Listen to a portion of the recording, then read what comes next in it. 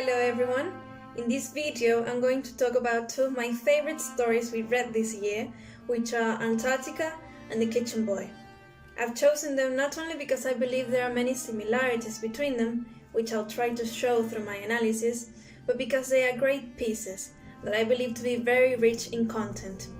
So, first, I'll start off by providing a brief summary of both stories, because through it I'll showcase some of the patterns that I find very similar between them.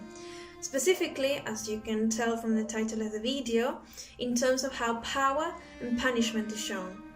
And then I'll focus on how each of them treats these topics. So, to start off, let me tell you a bit about the plot. Antarctica by Claire Keegan. Antarctica is the story of a happily married woman who has decided she wants to know what it feels like to sleep with another man. So, she tells her husband she's going Christmas shopping and embarks on a journey to feel like a different woman, to experience something new. In the evening, she enters a pub and meets a man who's also interested in her, and they end up sharing a bed. Many conversations happen in between, specifically one about hell and how her own hell would involve being isolated and cold, just like in Antarctica, hence the title of the story. Moving further in time towards the end of the story, when it's time for her to go back to her husband and children, she ends up handcuffed to the bed of the man she met, completely naked, with the windows open during a snowy day. This is implying, of course, that the man decided it was fair she got a taste of her own hell. The Kitchen Boy by Alaa Al-Aswani.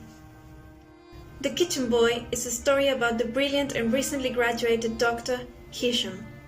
Because he was so outstanding at everything he did, he was appointed to be a resident in general surgery.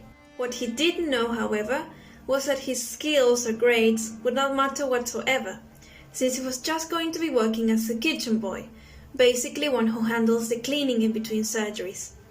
In there, he's verbally abused by virtually anyone that crosses his path. But there's one person in particular that will make his experience a misery.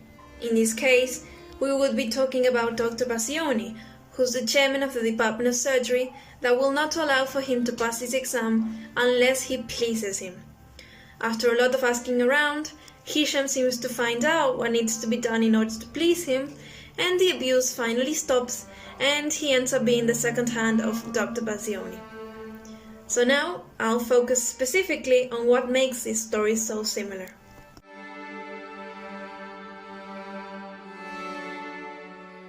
In both stories, people are being punished because of something they did, or didn't do, by other people. There's also a mention, either explicit or implicit, of a sexual act being committed. In here, I'd like to make a distinction between the two stories. In Antarctica, the author tries to show that the woman is being punished and killed because of committing an immoral sexual act against her husband, meaning it's what she deserves. In fact, the author makes this very clear from the beginning, making analogies with things that symbolize purity, such as the fact that she was staying in a room with white walls, a cathedral being nearby, and the sound of bells that could be heard in the background. This is put in contrast with the woman being in a red mood or wearing the darkest lipstick she owns. She doesn't belong in this pure environment, and she's portrayed as having a dark aura around her. There's also constant teasing that something bad will come to her, even with the weird description that is given of the man's flat, saying that it was neglected, like a place where someone used to live. Dank smells, no sign of a phone, no photographs, no decorations, no Christmas tree. The author in a way implies that there were warnings, but she decided to continue, following her lust-driven desires, and in the end getting what she deserved. Again, she was punished because of her decision to commit adultery, and we can assume she ends up dying of hypothermia because of how the story ends, saying that she thought of Antarctica, the snow and ice, and the bodies of dead explorers. Then she thought of hell, and then eternity. In The Kitchen Boy, there's a very direct punishment coming through the daily verbal abuse he receives from all of his co-workers, who also treat each other just as badly. However, the real punishment seems to come when he's somehow told what he needs to do to finally pass his exam and stop the abuse. In an implicit manner, the author hints at a sexual act taking place in one of their meetings. This encounter ended in Hisham coming out of the office with his face wearing a strange expression that was a mixture of pain, exhaustion, and relief.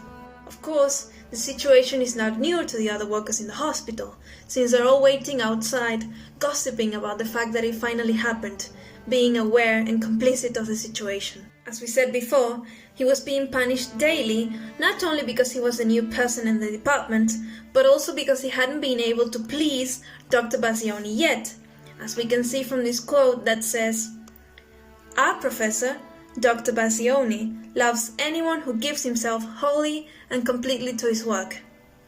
He doesn't love him yet, so he has to endure the constant humiliation."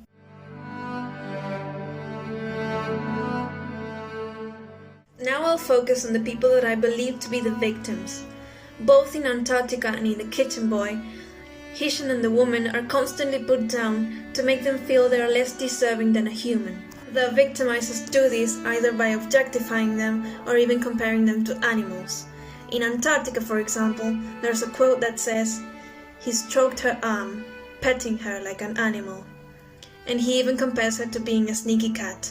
This could also be interpreted as the author trying to show that she's being driven by her animalistic instinct, her sexual desires. Somehow, she's not deserving of anything else than what she got in the end. In The Kitchen Boy as well, Hisham and some of his co-workers are given derogatory nicknames by the chairman, such as pig, donkey, or ape. In fact, even when he compliments them when they've done something good, they will receive an insult just as hurtful. However, we have two different outcomes to the story. On the one hand, we have a fatal victim, one that died not because of her actions, but because a man thought he was in charge of judging her decisions and giving her the hell she supposedly deserved. On the other hand, we have a victim that actually becomes an abuser, which is another thing that usually happens with people that have been hurt, especially when the abuse has happened very frequently. What they do is that they translate their pain into others, which is what they all do in that hatred-filled environment, because they've all been abused. We can see this, for example, by the way Hisham treats anyone who's made a mistake, by saying something along the lines of, "Do you think the Pasha," which is how he calls Dr. Bassioni, "would be happy to hear that you're doing that?"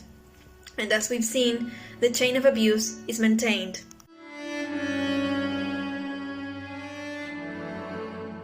So now I'll focus on those that I believe to be the bad guys from these stories, the real ones. Those who abuse their power for their own personal gain. Are they ever really held accountable for their actions? In Antarctica, after the man handcuffs and leaves the woman naked in bed to die, he says to her, "It's not what you think. It really isn't. I love you, you see. Try to understand." This in a way says that he was doing what had to be done. Because he loved her, he had to kill her. He somehow had the authority to decide on her life, because he was indeed in a position of power.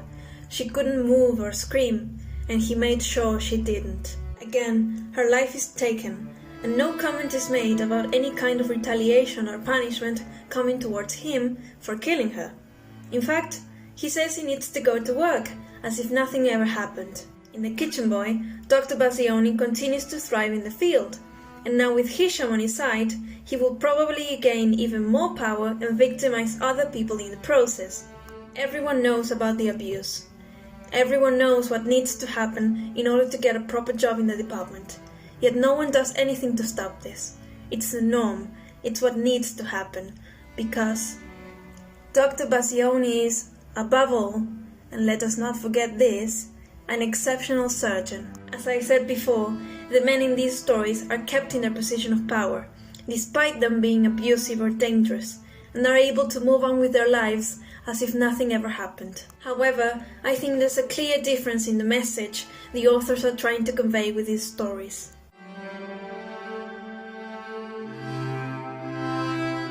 On On the one hand, we have Claire Keegan, who's written a story about a woman who's not loyal to her husband and ends up getting killed because of her desires. However, I do believe there is no actual commentary on the fact that the man was a murderer, a sadist, and he was also doing something immoral. In a way, Antarctica does nothing but keep the status quo, and as if we were reading a medieval story, the woman deserves to be punished and the man can continue to live happily. I believe that in a way, the lack of insight that is brought into these issues shows a clear reflection of how society still perceives women who are free to do what they want as animals, misbehaviors, promiscuous, while men who do the same thing are seen as womanizers and winners. Now, in The Kitchen Boy, the author shines a light on these issues, specifically of verbal and sexual abuse in the workplace. What I also found very interesting was that in this story, the victim is a man, and a very smart one too, which is truly eye-opening considering we generally associate women with being the target of abuse and other numerous offenses. I believe the story succeeds in every aspect. Even if the sexual act is written in an implicit way, the aura that is created rings a bell inside the reader's mind. What happened to Hisham happened to me or to a friend, and I think that's really powerful. In the end, the person who's writing the story says, "We feel that something about our old friend has changed. It is, however, a thought that we quickly expel from our minds." This to me shows how we try not to think about these type of situations, even though we know they're there. They're always there. So as we've seen, both of these stories deal with pressing issues we still have in our modern society. In both of them, we have victims of men who abuse their power to destroy lives. And while one tried to shine a light on them, the other one seemed to have helped more towards keeping the idea of women who misbehave deserve to be punished. However, if we have a critical eye and are able to question what is given to us as an absolute truth, even in short stories like this, we can start slowly building a society in which the real abusers are held accountable for their actions. I hope you enjoyed my analysis. Thank you very much for listening and see you all soon. Bye.